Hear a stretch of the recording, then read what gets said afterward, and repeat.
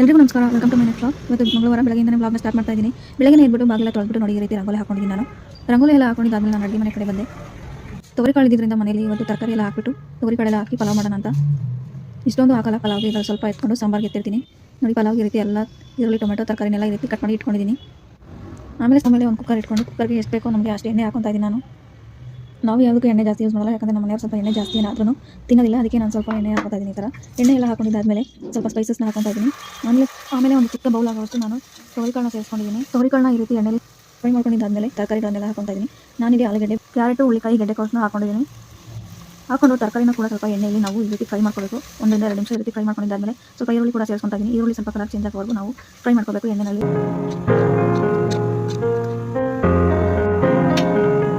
ನೋಡಿ ಈ ರೀತಿ ಬಂದಿದೆ ಪಲಾವು. ನಾನು ಇವಾಗ ನಮ್ಮ ಮನೆಯವ್ರಿಗೆ ಬಡಿಸ್ಕೊಡ್ತಾ ಇದ್ದೀನಿ. ನಾನು ಹಿಂದಿನ ವ್ಲಾಗಲ್ಲಿ ಹೇಳಿದೆ ತುಳಸಿ ಗಿಡ ಎಲ್ಲ ಒಣಗೋಗ್ಬಿಟ್ಟಿತ್ತು ಅಂತ ಹೇಳಿ ಬೇರೆ ತೊಗೊಂಡು ಹಾಕಬೇಕು ಅಂತ ಹೇಳಿದೆ. ಇಲ್ಲಿ ಬೇರೆ ತೊಗೊಂಡು ಹಾಕಿದ್ದೀನಿ. ಬೇರೆ ತೊಗೊಂಡು ಹಾಕೋಕ್ಕಿಂತ ಮುಂಚೆ ಇದರಲ್ಲಿ ತುಳಸಿ ಗಿಡದ ಬೀಜಗಳನ್ನೆಲ್ಲ ಹಾಕಿದ್ವಿ. ಆ ತುಳಸಿ ಗಿಡದ ಬೀಜ ಅದರಲ್ಲಿ ಬರಲಿಲ್ಲ. ಇದು ಯಾವಾಗ ಸಿಡಿದಿತ್ತೋ ಏನೋ ಗೊತ್ತಿಲ್ಲ. ಈ ಪಾಟ್ಗೆ ನೋಡಿ ಇದರಲ್ಲಿ ಒಂದು ತುಳಸಿ ಗಿಡ ಬೆಳೆದಿದೆ. ನಾವೆಲ್ಲ ಹಾಕ್ತೀವಿ ನೋಡಿ ಅಲ್ಲಿ ಬೆಳೆಯಲ್ಲ. ತುಳಸಿ ಎಲ್ಲ ಮಾಡ್ಕೊಂಡಿದ್ದಾದ್ಮೇಲೆ ನಾನು ಸ್ವಲ್ಪ ತಿಂಡಿ ತಿನ್ಕೊಂಡು ಸ್ವಲ್ಪ ಟಿವಿ ನೋಡ್ತಾ ಕೂತಿದ್ದೆ. ಸ್ವಲ್ಪ ಹೊತ್ತಾದಮೇಲೆ ನಾಳೆ ಹೆಂಗೋ ಹೊಸ ವರ್ಷ ಇದೆ ಅಲ್ವಾ, ಈ ಡ್ರೆಸ್ನ ನಾನು ಅಮೆಝಾನಲ್ಲಿ ತೊಗೊಂಡಿದ್ದೆ. 800 ಸಮಥಿಂಗ್ ಆಯಿತು ಇದು ಪ್ರೈಸ್ ಬಂದಿದ್ದು. ಡ್ರೆಸ್ನ ಪ್ರೈಸು ಫುಲ್ ಸೆಟ್ ಇದು ಡ್ರೆಸ್ಸು.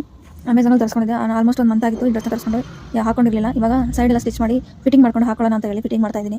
ನಾಳೆ ಹೊಸ ವರ್ಷದ ದಿವಸ ಹಾಕೊಳ್ಳೋಣ ಅಂತ ಹೇಳಿ